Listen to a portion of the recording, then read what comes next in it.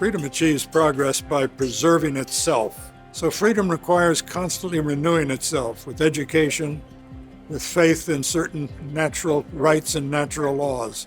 Freedom is its own salvation or its own ruination, and it's always a battle to see which.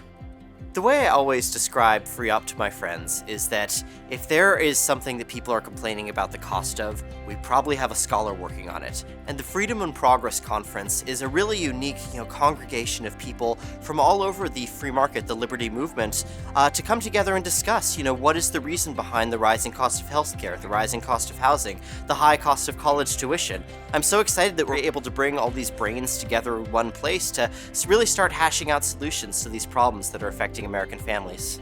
And my hero, Frederick Douglass's position that he wouldn't be a part of any party except for the party of freedom and progress really means that we shouldn't be complacent. Look, sometimes a party's going to stray, right? We should always be reevaluating what party or what group really cares about those fundamental values of America.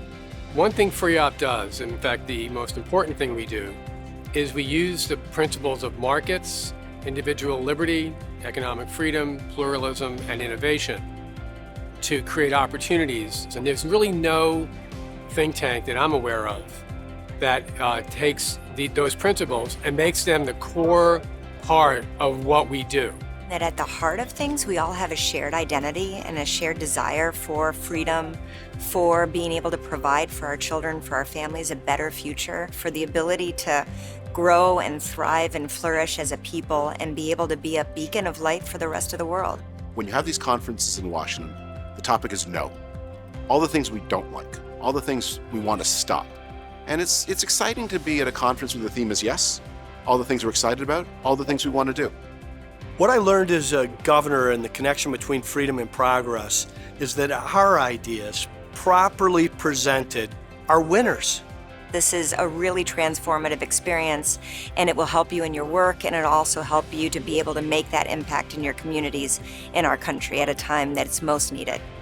Whatever part of the public policy world you're from, you can get a lot of good information and a lot of good oomph moving forward from joining the conference. My biggest takeaway from the conference was the incredible happiness and energy and vibe that people had, the amazing feeling of optimism. We do this kind of work because we're trying to make a difference for people. It's just really elevating and really inspiring to be around other people who've made a difference in the lives of tens of millions or hundreds of millions of Americans. Margaret Thatcher said, "European nations were made by history, the United States was made by philosophy." FREOPP has custody of the philosophy that made America. I think the most important reason people should join the FREOPP conference next year is that they'll find a community of like-minded individuals where ideas are taken seriously, where public policy is treated with care and diligence, and also where the core American values of freedom and opportunity are celebrated and advanced.